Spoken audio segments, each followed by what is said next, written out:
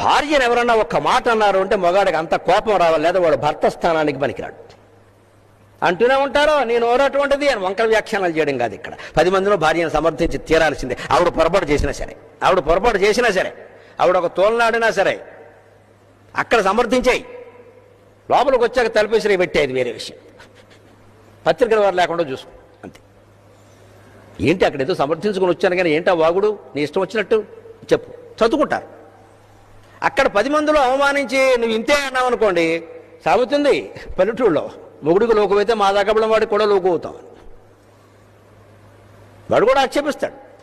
ఎప్పుడైనా మా దగ్గర వాడు వచ్చి అమ్మ అన్నం పెట్టమంటే లేదు అందులో ఉంటుంది ఏంటి, ఉంటే మాత్రం నువ్వు పెడతావేంటి, అంతా అయిందే పెత్తవాడు పోతాడు వాడు.